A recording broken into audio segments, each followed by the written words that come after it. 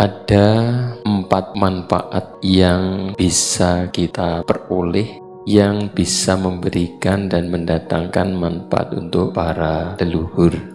Yang pertama, dalam patidana atau pelimpahan jasa ini, kita berharap agar para leluhur terlahir di alam sengsara akan terbebaskan dari alam sengsaranya.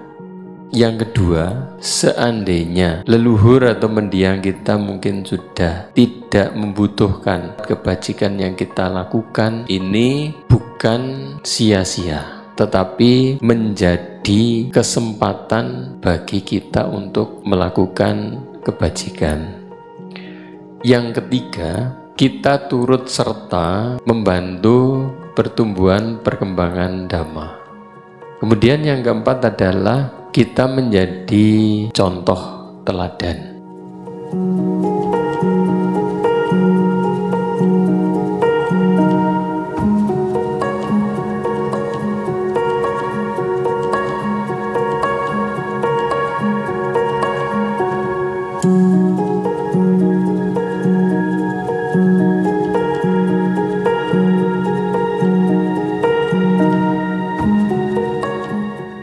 Patidana itu tidak hanya tentang materi.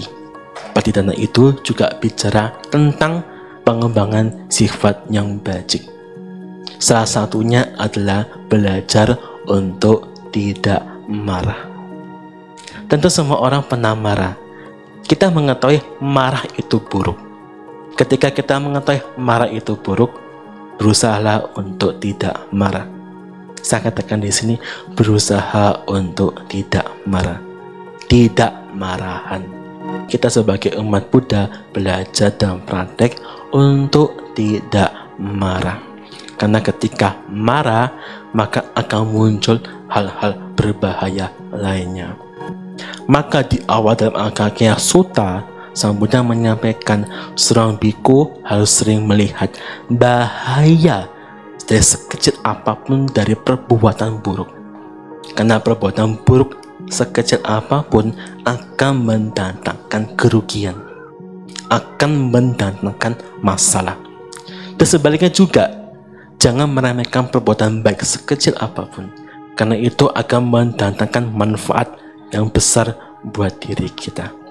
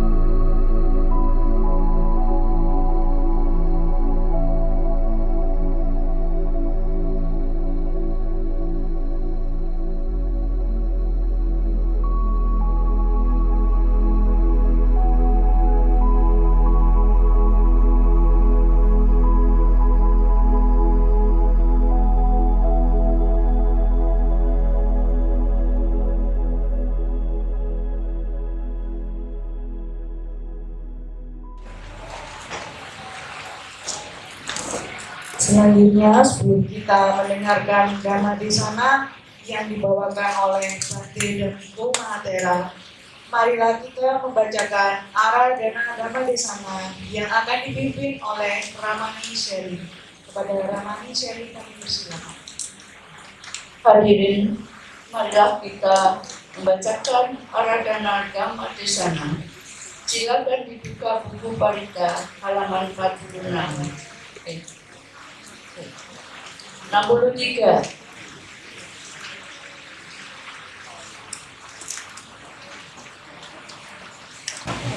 Brahma Jaloka Dipati Sampati Tatan Jaliya Niwaran Ayacata Sampi Dasata Paraja Kajatika Dese Tudamang Anukampinang Pajang.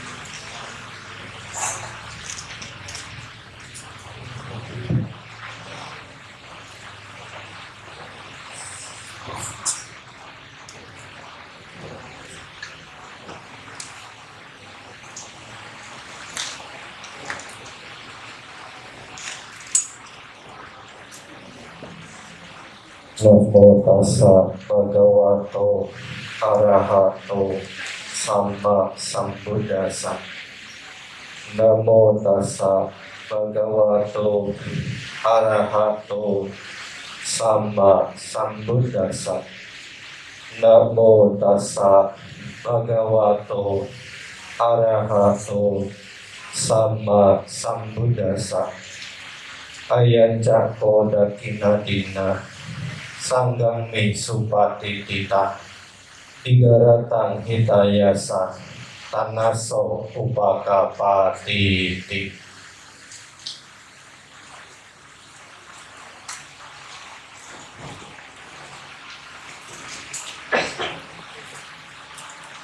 Ibu Sangga yang sangat saya muliakan, para Romo Ramani, Bapak Ibu, saudara-saudari, bersama pada malam hari ini kita berkumpul untuk melakukan puja bakti Patidana. Puja bakti persembahan kebajikan yang kita tujukan untuk mendiang sanak keluarga leluhur yang telah meninggal. Umumnya, Bapak Ibu sekalian,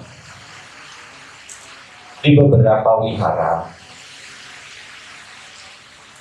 seringkali puja bakti Patidana ini diadakan oleh kita bersama dengan mengadaptasi budaya masyarakat. Sebagaimana kita ketahui, saat ini secara penanggalan kalender Tionghoa, kita berada di bulan 7, di bulan Cikun. Makanya seringkali kalau kita lihat Patidana kita selenggarakan secara bersama.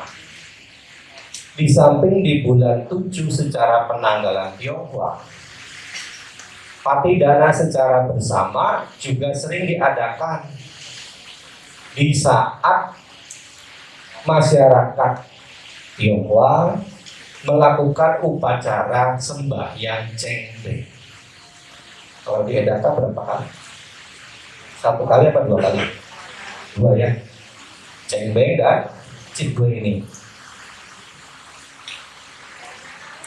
Bapak Ibu sekalian, apa sih bedanya? Sembahyang yang kita lakukan atau pati dana yang kita lakukan di saat Cengbe dengan sembahyang atau pati dana yang kita lakukan di saat Citgue seperti sekarang.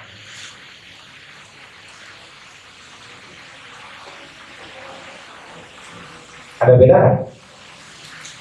Bukan cuma masalah bulannya. Cengbe kan bulan 3 pandai secara tanggalan Imlek. Citgue kan bulan 7, bukan. Bapak Ibu sekalian, coba kita telaah lagi. Kalau Cengbe sesungguhnya persembahan kebajikan atau pati dana yang kita lakukan itu lebih kepada untuk sanak keluarga leluhur kita sendiri. Kalau seperti sekarang, Citgue, pati dana yang kita lakukan, kalau kita merujuk kepada budaya masyarakat Tionghoa, itu lebih untuk kepada makhluk-makhluk yang terlantar. Ya kan? Kepada yang terlantar. Kenapa demikian? Karena dalam budaya masyarakat Tionghoa, ketika akan memasuki bulan 7, di tanggal 29 atau 30 Lakgue, 29 atau 30 di bulan 6, itu sudah lebih dulu dilakukan upacara ritual yang biasanya diselenggarakan di rumah-rumah masyarakat Tionghoa zaman dulu ataupun di kelenteng-kelenteng. Upacara ritual apa? Sembahyang membuka pintu neraka. Ya kan? Sembahyang membuka pintu neraka, memberikan kesempatan kepada makhluk-makhluk yang di sana untuk turun ke alam manusia, menerima persembahan yang disajikan oleh kita, manusia yang masih hidup. Biasanya kan sering, kalau di kelenteng namanya sembahyang rebutan. Ya kan? Sembahyang rebutan. Tapi kalau kita perhatikan dewasa ini, ternyata sembahyang rebutan itu kurang lagi efektif. Kenapa? Karena belum makhluk-makhluknya diundang untuk hadir menerima persembahan. Makhluk-makhluk yang tertampak kasar sudah lebih dulu memperebutkan persembahannya. Ya, makhluk-makhluk yang tertampak kasar. Jadi kita ini kadang-kadang udah rebutan duluan, baru ditaruh buah habis, ditaruh beras habis, belum juga diundang itu. Ya, hanya di sini kita di wihara melakukan pati dana, puja bakti, persembahan kebajikan untuk sanak keluarga leluhur yang telah meninggal. Bapak Ibu perhatikan, selama ini kita sering menerjemahkan pati dana dengan istilah pelimpahan jasa. Ada sedikit perbaikan yang disampaikan oleh Sangga Pamoka pada saat Kartina tahun kemarin di Wihara Kelapa Gading. Sebelum mulai acara, beliau menyampaikan pati dana tidak lagi diterjemahkan dengan pelimpahan jasa, tapi diterjemahkan dengan persembahan kebajikan untuk sanak keluarga leluhur yang telah meninggal. Kenapa? Karena memang selama ini agak rancu secara pengertian. Ketika patidana itu diartikan sebagai pelimpahan jasa. Kami sebagai ibu juga sering dapat pertanyaan, Bante, sudah berbuat baik, kok jasanya dilimpahkan? Kalau begitu saya jadi nggak punya jasa, Bante. Ya, sering ada pertanyaan demikian. Jadi seolah-olah mereka yang masih awam menganggap patidana itu seperti memberi sesuatu barang yang kita miliki kepada orang lain. Sehingga apa? Ketika kita berikan, kita jadi kehabisan. Nah, sebenarnya tidak demikian. Makanya pengertiannya belakangan diperbaiki. Bukan lagi pelimpahan jasa, tapi persembahan kebajikan untuk sanak keluarga leluhur yang telah meninggal. Ya, jadi udah nggak kepikiran jasa saya habis.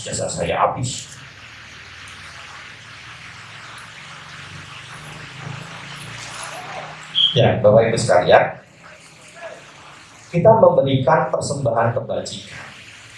Kita memberikan patidana. Khususnya untuk mereka-mereka yang berada di alam penderitaan. Utamanya adalah mereka yang ada di alam peta. Kita mengetahui dalam agama Buddha ada 31 alam kehidupan. Dari 31 itu, kalau kita kelompokkan, bisa kita kelompokkan jadi 2. Alam kehidupan yang menguntungkan 27, meliputi alam manusia, alam dewa 6, alam surga, alam Brahma 16, alam yang menguntungkan, plus alam Brahma yang lebih tinggi 4. Lalu yang tidak menguntungkan ada 4 alam penderitaan, meliputi alam neraka, alam binatang, alam peta, dan alam asura. Kita melakukan persembahan kebajikan untuk mereka yang berada di alam peta, di alam setan kelaparan. Ya, jadi kita secara umum bisa menerjemahkan istilah peta itu dengan setan kelaparan.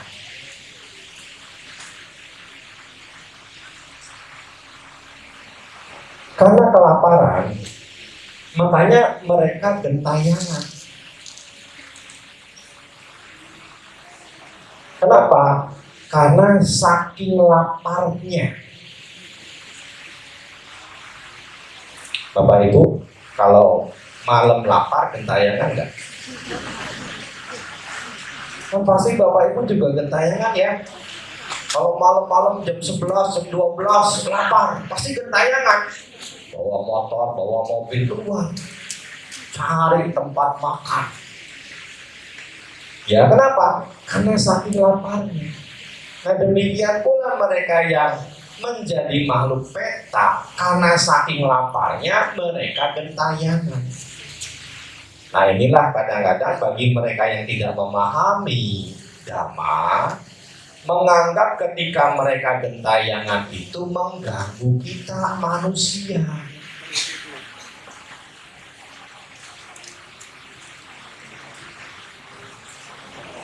Padahal mereka tuh tujuannya bukan untuk mengganggu. Jadi kalau kita Bapak Ibu sekalian sebagai umat Buddha harus tahu, kerabat leluhur kita yang telah meninggal tidak semuanya kan mereka berbuat kebajikan ketika hidupnya. Ada di antara mereka yang ketika hidup perilakunya kurang baji, sehingga apa? Itu mengkondisikan mereka jatuh lahir menjadi makhluk peta. karena sangat butuh pertolongan, karena sangat butuh bantuan, deraan lapar dan kehausan, mereka mendatangi kita. Dalam bentuk apa? Yang halus, lewat mimpi.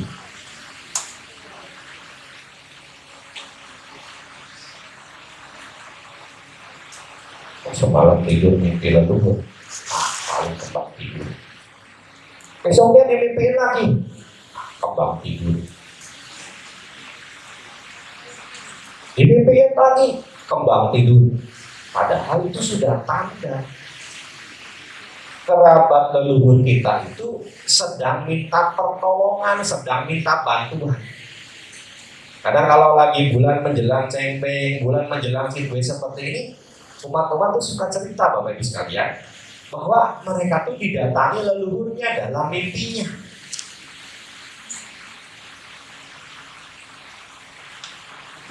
Ada di antara Bapak Ibu sekalian, beberapa hari kemarin ketika sudah memasuki bulan 7 ini, mulai dari tanggal 3 Agustus ya, 4 Agustus ya, udah ada dimimpikan leluhurnya. Ya, syukurlah kalau mengerti agama Buddha. Kenapa? Bisa melakukan persembahan kebajikan. Karena dianggap kembang tidur. Mulai.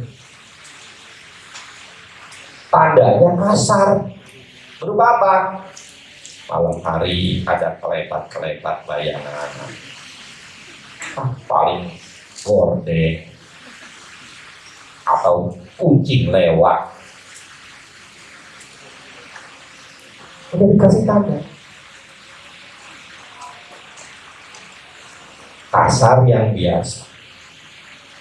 Masih belum dipedulikan. Sekarang kasar yang menengah. Apa? Di rumah ada barang pindah sendiri.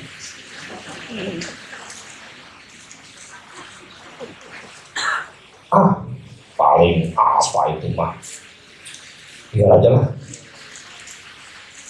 Sudah dikasih tanda dari yang halus, yang kasar biasa, yang kasar menengah, masih belum dipedulikan. Tahu-tahu begitu kita buka pintu, gimana, kaget nggak?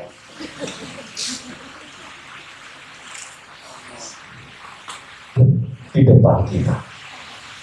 Ini mic-nya kurang enak. Kalau suaranya enak mungkin bisa bikin Bapak Ibu kaget suara saya. Loh. Kenapa? Karena sangat butuh bantuannya. Jadi disinilah sebenarnya kalau kita memahami ajaran Sang Buddha, ketika kita mengalami tanda-tanda seperti ini, kita tahu apa yang harus kita lakukan. Kan banyak orang ketika mengalami tanda-tanda seperti ini, bukannya keluarga leluhurnya yang menjadi makhluk peta itu diberi persembahan kebajikan, malah ditangkepin, dimasukin ke dalam botol. Leluhur sendiri, kerabat sendiri yang sudah meninggal malah dimasukin ke dalam botol. Padahal dulu ketika meninggal ditangisin 7 hari 7 malam gak berhenti-berhenti. Sekarang sedang minta bantuan, sedang kesulitan, ditangkepin masuk botol. Repotnya botolnya botol keratin dengan mereka tambah kuat. Ya, jadi Bapak Ibu sekalian, secara agama Buddha kita nggak perlu nunggu sampai kita mengalami proses tanda-tanda seperti ini. Ya, kenapa? Karena secara agama Buddha kita melakukan persembahan kebajikan itu bisa setiap saat, setiap waktu ketika kita selesai melakukan perbuatan berjasa.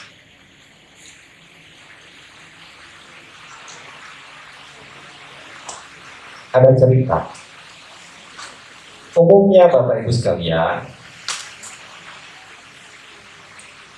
makhluk-makhluk yang menjadi makhluk peta itu tidak mengetahui Kenapa? Sebab kelahiran mereka menjadi makhluk peta. Ada juga memang yang mengetahui, tapi beberapa di antara mereka ada yang tidak mengetahui. Memang umumnya disebutkan bahwa makhluk-makhluk peta itu mulanya sebelum menjadi peta adalah manusia seperti kita. Karena melakukan kejahatan dengan dasar keserakahan utamanya, setelah hidupnya berakhir, mereka menjadi makhluk peta. Ada cerita, Bante Moggallana saat itu ada di tepi Sungai Gangga, sedang meditasi. Ada 4 sosok peta juga sedang bergerak menuju Sungai Gangga untuk minum. Kenapa? Karena sangat hausnya mereka. Ketika mereka mengetahui bahwa ada Bante Moggallana, mereka kemudian mendatangi Bante Moggallana. Kita mengetahui Sang Buddha sendiri menyatakan bahwa Bante Moggallana itu adalah murid beliau yang paling sakti. Maka keberadaan makhluk peta ini diketahui oleh Bante Moggallana. Pada saat lebih-lebih mereka mendatangi Bante Moggallana yang sedang meditasi. Ngapain mereka mendatangi Bante Moggallana? Karena mereka ingin menanyakan sebab kelahiran kembali mereka di kehidupan lalu apa, sehingga sekarang mereka lahir kembali menjadi makhluk peta. Lebih-lebih bila mana mereka sedang mengambil, meraup air Sungai Gangga, ketika air itu sudah masuk ke dalam mulut mereka, air yang jernih segar itu berubah. Sulit mereka untuk bisa minum karena berubah. 4 sosok peta itu mendekat kepada Bante Moggallana, lalu duduk bersimpuh memberi hormat kepada Bante Moggallana. Peta yang pertama mengatakan, Bante, kami ini sedang kehausan. Makanya kami datang ke tepi Sungai Gangga ini untuk minum. Seringkali, Bante, ketika kami meraup air Sungai Gangga, ini peta yang pertama mengatakan, air itu terlihat jernih, terlihat sangat segar. Ketika air itu kami raup dan kami masukkan ke dalam mulut kami, Bante, ini peta yang pertama, air itu berubah mendidih, terasa panas ketika masuk ke dalam mulut, terasa panas ketika masuk ke tenggorokan. Apa, Bante, yang menjadi penyebab sehingga saya mengalami kondisi seperti ini? Ketika minum, selalu air itu berubah menjadi air panas yang mendidih, yang membuat rasa tidak nyaman di mulut, di tenggorokan, dan di organ-organ tubuh bagian dalam saya. Bapak Ibu sekalian, Bante Moggallana mengetahui hal ini. Kenapa peta yang pertama ini mengalami kejadian seperti ini? Sebab apa di kehidupan sebelumnya? Bante Moggallana menjelaskan kepada peta yang pertama, di kehidupan lalu kamu sebagai manusia, profesimu ketika kamu jadi manusia, kamu adalah peramal. Dan kamu suka meramal sesuka-suka hatimu. Banyak orang yang tertipu oleh ramalanmu. Bapak Ibu sekalian, kalau kita pergi ke peramal, umumnya kan ramalannya pasti jelek. Ya kan? Kenapa? Dibikin ketakutan. Biar apa? Biar kita berupaya untuk menghindari ramalan jelek tersebut. Ya, kan pasti kita melakukan upaya agar ramalan itu tidak terjadi. Makanya ketika ramalannya semakin jelek, di bayangan peramal itu makin banyak cuan yang dia bayangkan. Semakin takut kan semakin gede kita keluarin, ya kan? Makanya kita harus hati-hati. Ya, nih, jadi kenapa bisa jadi peta yang ketika minum airnya yang segar berubah menjadi air mendidih? Ternyata kehidupan lainnya adalah peramal yang suka-suka meramalkan orang lain. Peta yang kedua cerita lagi, ya, dia selalu merasa digerogoti ular. Dia selalu merasa diserang oleh anjing besi. Angin kalau ada bertiup menusuk-nusuk tubuhnya. Dan dia pun merasakan lapar yang amat sangat. Apa sebab Bante saya mengalami kelahiran seperti ini? Bapak Ibu sekalian, Bante Moggallana mengetahui. Beliau menceritakan kepada peta kedua ini. Di kehidupan lalu ketika kamu manusia, profesimu adalah penjagal ayam, penjagal babi, penjagal bebek, penjagal hewan-hewan, dan kamu menjagal dengan sangat sadis. Hewan-hewan yang kamu jagal, kamu tuangi air mendidih ke mulutnya agar khususnya bersih dari kotoran. Dan setelah kamu tuang, kamu pukul-pukul tubuh hewan-hewan itu agar dagingnya menjadi lunak. Ya, jadi kalau penjaga zaman dulu Bapak Ibu sekalian, restonya nggak pakai alat, pukul-pukul. Ya, kalau kita baca Dhamma pada kata-kata, ada kan sudah penjagal babi. Kan seperti itu, dia melakukan babi-babi yang akan dia sembelih. Masa air mendidih, begitu airnya mendidih, air mendidih itu dituang ke mulut babi. Biar khusus babi tersebut menjadi bersih. Setelah itu dia pukul-pukul tubuh si babi ini biar dagingnya lunak. Baru dia gorok, baru dia sembelih. Ya, jadi ini penyebab kenapa peta yang kedua ini seperti digerogoti ular. Kehidupan lalu dia adalah penjaga. Peta yang ketiga cerita kepada Bante Moggallana. Dia menyampaikan selalu dia didera lapar, selalu dia didera haus. Kenapa?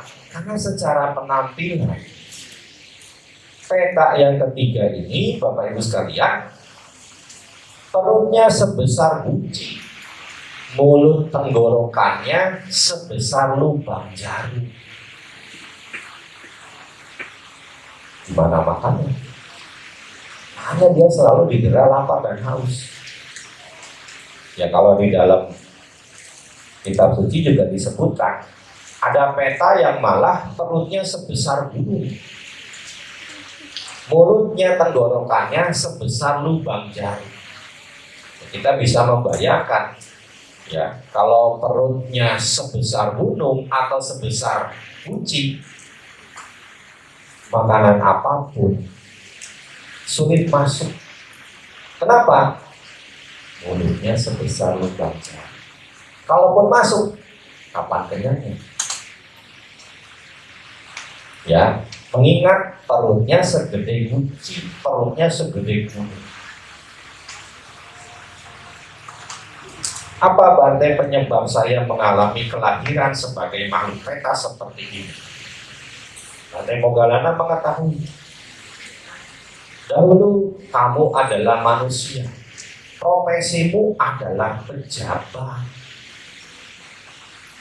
Kamu menyalahgunakan kewenangan sebagai pejabat. Kamu suka mengkorupsi apa yang bukan milikmu. Ya.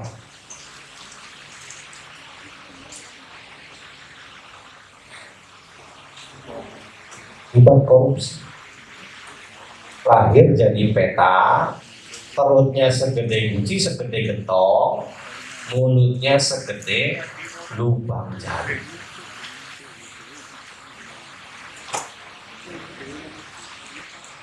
Hati-hati Bapak Ibu sekalian ya. Kita kalau umat Buddha jadi pejabat jangan ikut-ikutan. Jangan ikut-ikutan mengambil apa yang bukan milik kita. Apalagi itu adalah miliknya rakyat. Hati-hati. Ya, jadi jangan kita berpikir pendek, pokoknya yang penting sekarang. Kehidupan akan datang mah gimana nanti. Jangan. Nanti gimana? Harus dibalik. Ya kan? Kita kan suka ngomong gimana nanti, gimana nanti. Nanti gimana?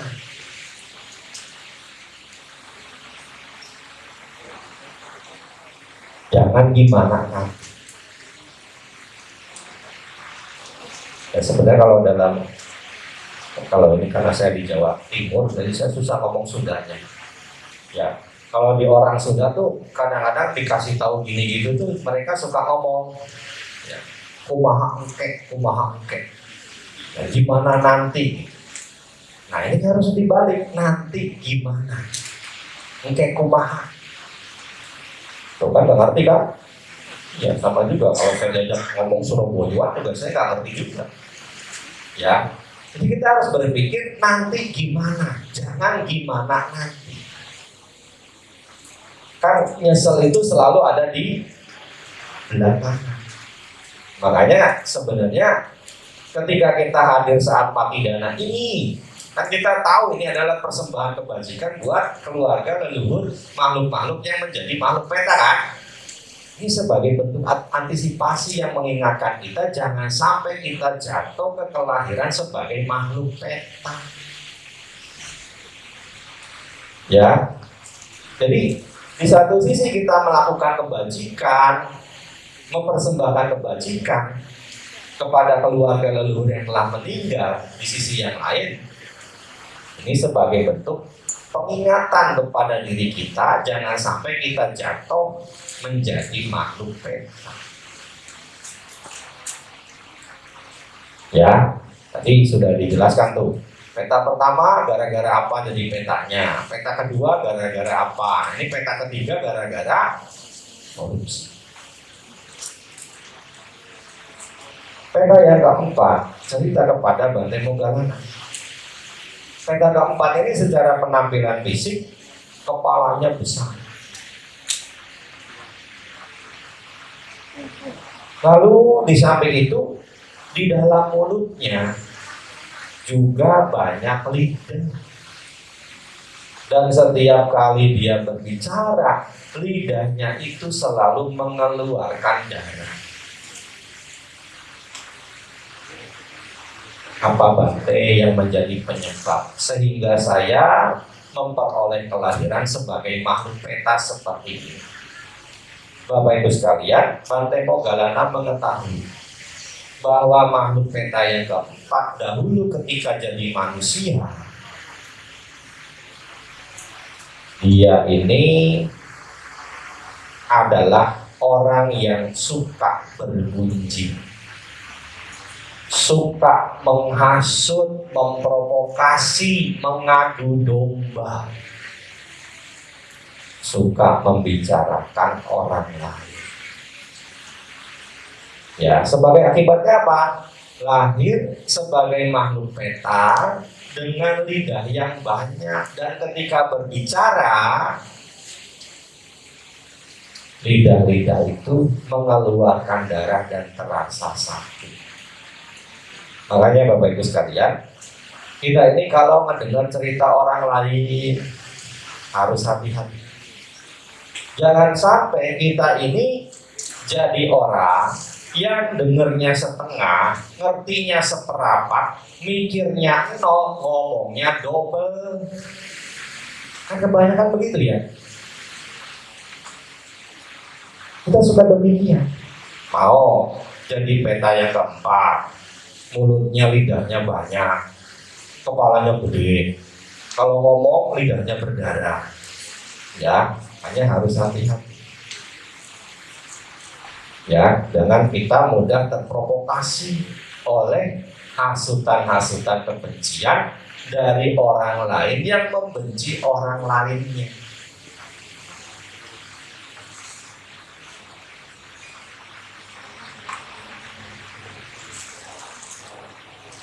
Kenapa? Kita harus hati-hati. Akibat dari suka menghasut, memprovokasi itu bisa juga membawa kita jatuh menjadi makhluk peta yang seperti demikian. Ya, hanya kita harus hati-hati sekali lagi. Nah, Bapak Ibu sekalian, makhluk-makhluk peta itu mendengarkan apa yang disampaikan oleh Bante Monggala, dan mereka menyadari kesalahan mereka. Mereka berjuang untuk memperbaiki diri mereka, untuk terbebas dari alam peta. Ya, sadar, insaf. Ya, nah ini Bapak Ibu sekalian, di dalam sebuah buku, kadang-kadang kita suka tanya-tanya ya, gimana sih tanda-tanda di situ ada makhluk petanya?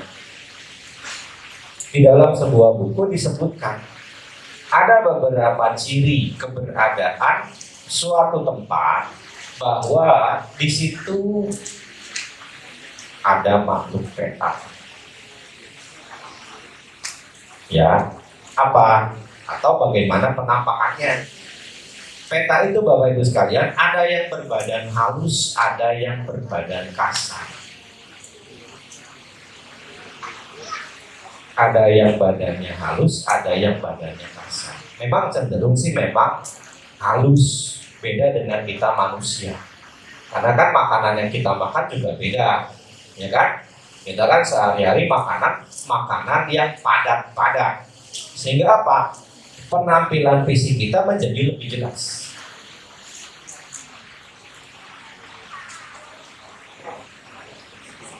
Ya, ini yang pertama. Nah, yang kedua, dari tubuh makhluk peta itu tercium bau yang tidak sedap.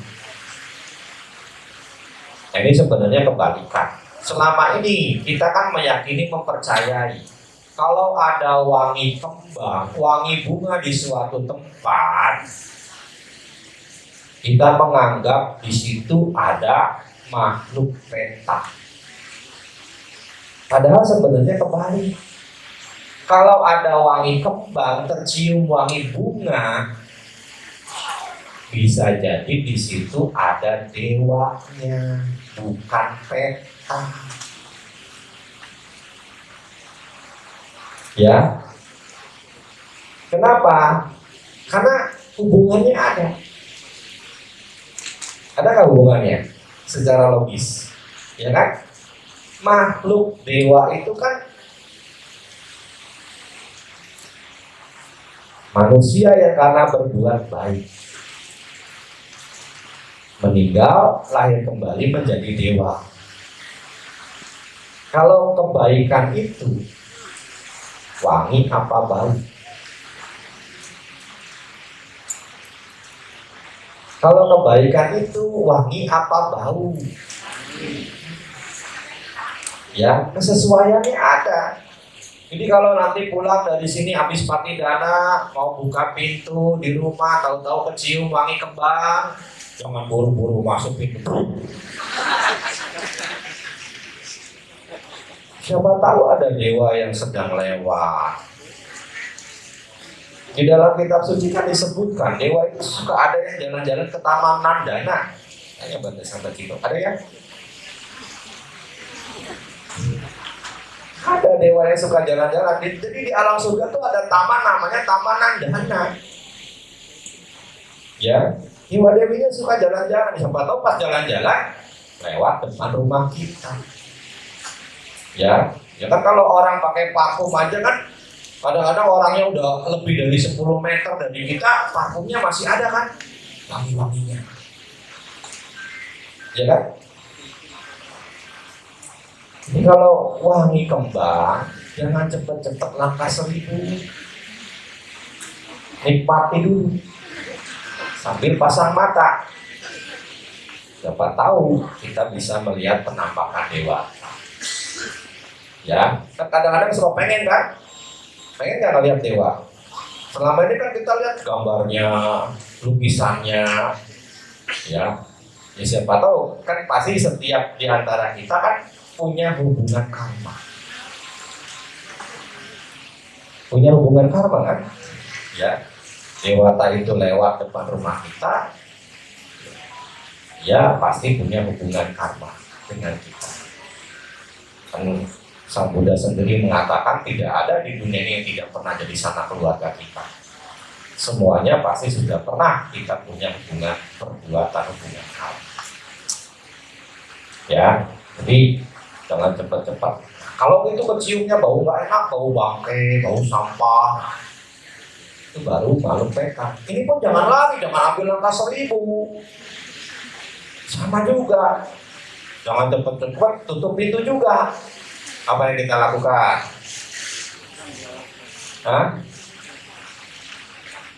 Ingat jasa baik yang sudah kita lakukan. Lalu persembahkan kebajikan itu kepada mereka. Ya, kan pasti mereka pun memberi petanda itu. Nah mereka tahu kita pernah jadi sanak keluarganya, kita pernah jadi kerabatnya, entah di kehidupan sekarang ataupun di beberapa kehidupan lalu. Kan tadi di Tirokuda Sutta disebutkan kan, para mendiang kembali ke rumah-rumah yang dahulu mereka huni. Mereka menunggu di pertigaan jalan, di perempatan jalan, di emperan pintu, di jendela.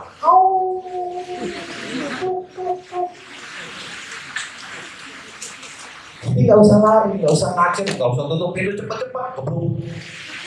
Kita harus tahu. Ya kalau kita, bubuk balik, ya kita masuk dulu lah. Ya, pasang dupa ke di depan setia yang kita miliki, baca parita, lalu kita persembahkan kebajikan itu buat mereka. Ya, nah inilah sekali lagi untungnya kita sebagai umat Buddha. Jadi memahami kalau ada tanda-tanda seperti ini, yang baik, yang tidak baik, apa yang harus kita lakukan. Ingat, yang wangi jangan ngacir, yang bau pun jangan ngacir. Ya. Kemudian peta itu tidak bercahaya, kusam. Nah ini mungkin seperti gambaran kalau kita nonton film horor. Ya, Bapak Ibu suka kan nonton film horor kan?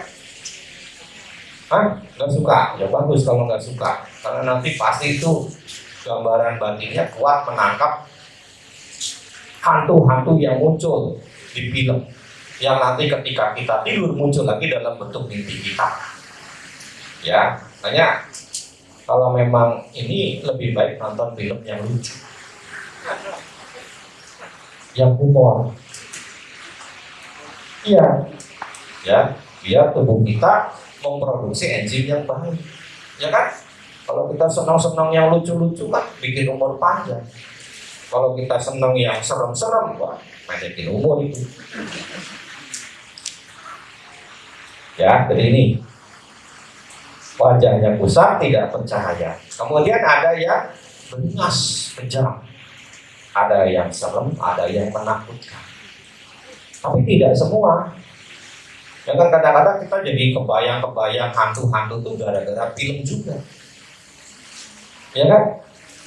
Gara-gara film juga. Ya, menjadi takut, menjadi serem gara-gara film. Kenapa?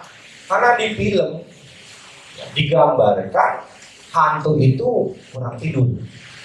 Makanya kantong matanya tebal.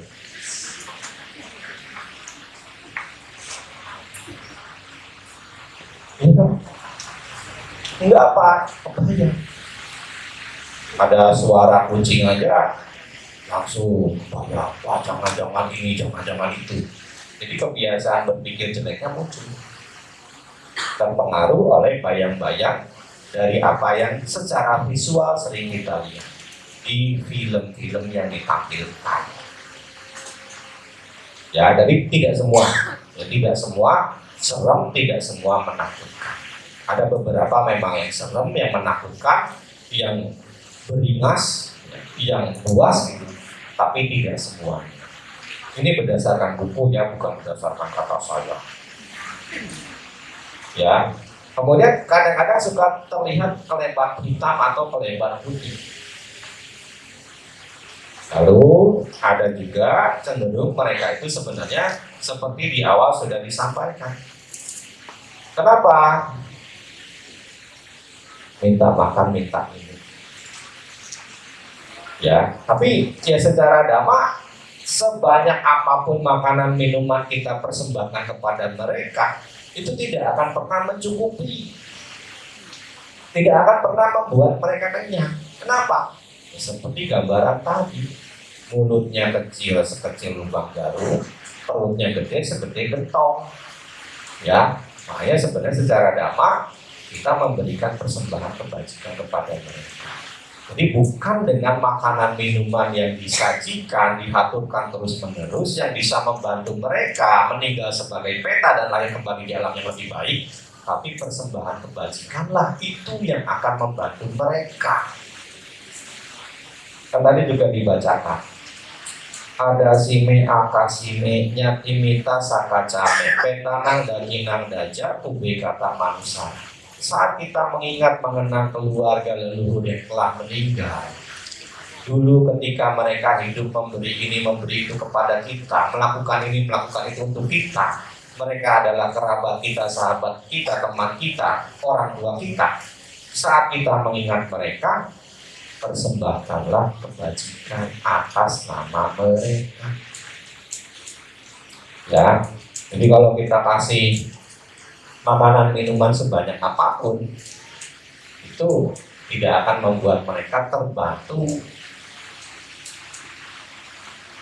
meninggal sebagai peta. Ya, dan itu pun tidak akan membuat mereka kenyang. Makanya di sini kembali lagi, persembahan kebajikan itulah yang bisa kita haturkan kepada mereka. Patidana itu. Nah, Bapak Ibu sekalian, gimana caranya agar patidana itu bermanfaat secara maksimal?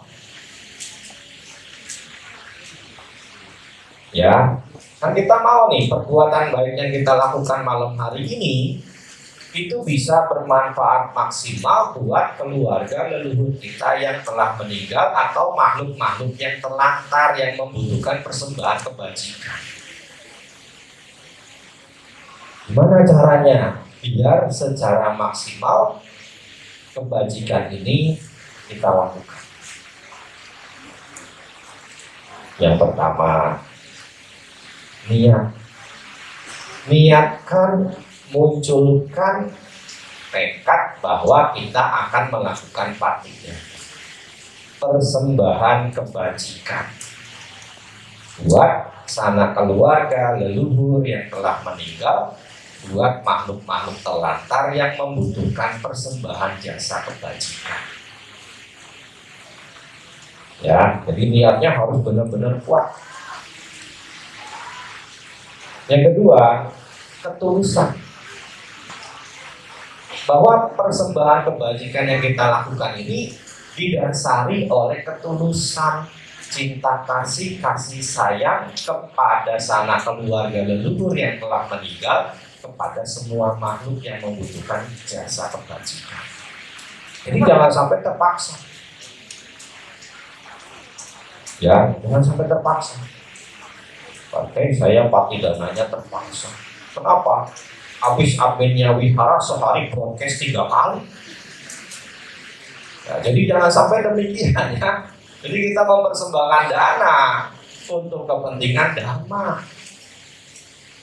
Dan kita mengaturkan jasa baik yang sudah kita buat itu untuk keluarga leluhur kita yang telah meninggal, untuk semua makhluk yang membutuhkan jasa. Ya, jadi dasar kita karena cinta kasih, ketulusan, kasih sayang kepada mereka.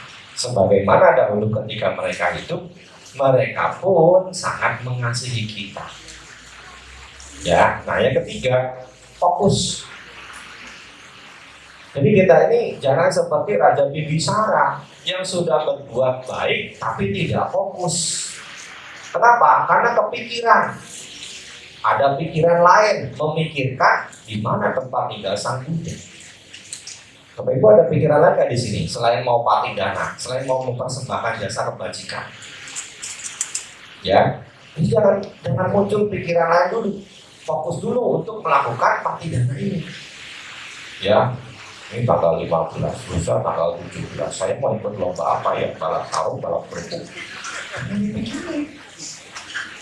Fokus dulu untuk melakukan patidana ini. Ya, jangan mikirin lomba balap karung dulu. Ya, jangan mikirin lomba balap kerupuk dulu. Fokus dulu kita melakukan patidana. Nanti setelah selesai baru dah. Saya mau pulang, mau mampir dulu ke rumah RT, RW, mau daftar. Lusa saya mau ikut lomba 17-an. Ya, jadi sekarang fokus dulu di sini untuk melakukan patidana. Nah, kemudian melakukan timbunan kebajikan. Ada timbunan kebajikan yang dibuat. Ada kan? Ya, sudah berdana untuk kepentingan wihara, untuk kepentingan dhamma. Kemudian tadi sudah minta sila, sudah meditasi, sekarang mendengarkan uraian dhamma. Itu menjadi timbunan jasa baik yang bisa dihadirkan untuk keluarga leluhur yang telah meninggal. Ya, ketika saya belum menjadi biku, waktu masih sekolah, masih kecil, masih SD, di rumah orang-orang tua kita zaman dulu kan ada meja abu, engkong sama emak ya. Pulang sekolah, orang tua nyuruh, sono sembahyang di meja abu, kong meja abu, masang hiyo, pasang dupa, minta pengan, minta sehat, biar pinter sekolahnya gede jadi dokter. Nah, saya ngikutin. Kenapa? Karena belum ngerti agama Buddha dengan baik. Ya. Pulang sekolah, masuk rumah, langsung karena disuruh orang tua juga. Pasang iyo, kong, ma, silakan makan apa yang tersaji di meja. Minta pengan, biar pinter sekolahnya, gede jadi dokter. Kong mah nggak mengabulkan doa saya malah jadi biku.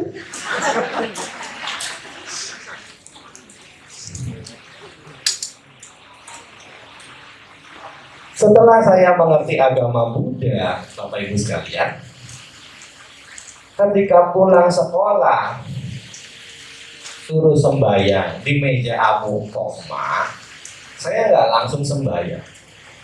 Saya pergi ke dapur dulu. Ngapain? Makan siang. Pulang sekolah kapan? Ya kan? Dulu kan sekolah pulang jam 12, sekarang pulang sore ya. Makan dulu. Nanti habis makan, saya nyendok nasi 1 centong. Ambil kuah ikan, kuah ayam. Kan kalau sembahyang suka bikin sop ayam kan ya. Kadang-kadang juga ada opor ayam, ada apa ikan bandeng pakai kuah tim gitu. Saya ambil nasi 1 centong itu saya aduk-aduk pakai kuah ikan. Buat apa? Cari kucing. Nasi kucing. Ya, Setelah ngasih kucing baru saya sembahyang depan meja aku kong sama emak, baca Fatihah. Sudah ada jasa baik yang dibuat, ya, sudah ada jasa baik yang dibuat. Sang Buddha sendiri mengatakan memberi makan kepada binatang itu juga menghasilkan dua jasa kebajikan. Ya, tapi setiap waktu itu kan nyari biku susah jauh. Saya tinggal di perbatasan Kerawang Bekasi dulu aja, kalau ngundang biku tuh harus ke Damacaka, harus ke Ekayana, jalannya macet. Ya, jemput biku jam 2, sampai wihara lagi jam 6, ngulangin lagi pulang jam 2 subuh, kadang-kadang jam 4 subuh. Ya. Kenapa? Karena memang zaman dulu kan biku masih sedikit, sekarang juga baru cepet ya. 100 berapa sekarang anggota STI, nambahnya lama. Ya, jadi ada jasa baik dulu yang kita lakukan. Ya, sekarang berdana untuk wihara, berdana untuk kepentingan. Ya, lalu yang menjadi kondisi kelima adalah timbunan kama makhluk peta tersebut. Ada kesesuaian. Makanya sebenarnya kalau seperti cerita tadi, kalau memang sudah muncul dalam bentuk mimpi, itu sebenarnya sudah menjadi pertanyaan. Ada kisah yang pernah keluarga kami alami. Ada kerabat yang meninggal. Ini kisah nyata ya, yang dialami oleh keponakan saya sendiri. Ada keluarga yang meninggal, dimakamkan. Saat itu saya juga nggak bisa hadir karena lagi ada tugas ke daerah lain, undangan ke daerah lain. Maka tidak baca parita. Beberapa hari setelah dikebumikan, keponakan saya ini mimpi didatangi keluarga yang meninggal. Dalam mimpinya kedinginan, ya, kedinginan. Ketika saya pulang, istri saya cerita, Bante, itu dimimpiin Opo itu bibi ya, mimpi kedinginan di sana. Apa yang harus dilakukan? Saya bilang, beli aja selimut. Berapa banyak Bante? Sesuai kemampuan. Kemana yang selimutnya? Beli aja dulu. Besoknya datang lagi. Udah Bante beli selimut 1 losin. Apa yang dilakukan? Yuk kita pergi ke kuburannya. Bawa selimutnya. Sampai di kuburan, baca parita. Setelah itu, setelah baca parita awam manggala, selimutnya saya bilang, sini selimutnya serahin saya. Danakan buat wihara. Buat nanti kalau ada umat yang datang nginep di wihara. Lalu tuang air. Sampai hari ini, kalau saya ketemu ponakan saya, kan ya namanya sama ponakan, kadang-kadang saya bahasanya suka lu buah. Oke, diimpiin opong kan lu? Enggak. Nah, kan sekarang kalau saya ada patidana di wihara, kalau dia nggak berdana, suka saya takut-takutin. Iya lu, wihara ada patidana, dana lu atas nama opong, kalau nggak dimimpiin lagi lu. Ya. Jadi seperti ini Bapak Ibu sekalian. Kalau memang sudah ada tanda, jangan sampai kita lengah. Ya, jadi jangan sampai nanti tahu-tahu muncul. Ya, tapi kita sudah mengenal Dhamma, kita selalu bisa antisipasi. Makanya ketika kita melakukan kebajikan apapun, kapanpun, dimanapun, jangan lupa kita persembahkan kebajikan itu untuk sanak keluarga leluhurnya yang telah meninggal. Sanak keluarga leluhurnya yang telah tiada, dan juga semua makhluk yang membutuhkan jasa kebajikan, yang pernah punya hubungan karma dengan kita. Ya, jadi jangan nunggu, Bante, nanti Pati dana lagi cekring aja. Bante, nanti Pati dana lagi cikwe aja. Karena keluarga kita sedemikian banyak. Kalau di antara mereka ada yang lahir kembali menjadi makhluk petak, nunggunya kelamaan, kasihan. Ya, nunggunya kelamaan. Makanya besok mungkin pagi-pagi Bapak Ibu sudah punya niat mau dana makan. Ya, mungkin nanti ada kebajikan lain yang dibuat. Jangan lupa untuk dipersembahkan kebajikan itu untuk sanak keluarga leluhurnya yang telah meninggal. Nah, memang bagusnya kalau ada para biku, karena seperti di Roh Buddha sudah disebutkan, persembahan yang disajikan dan dihaturkan dengan baik kepada sangga akan segera bermanfaat untuk keluarga yang telah meninggal yang menjadi makhluk petak.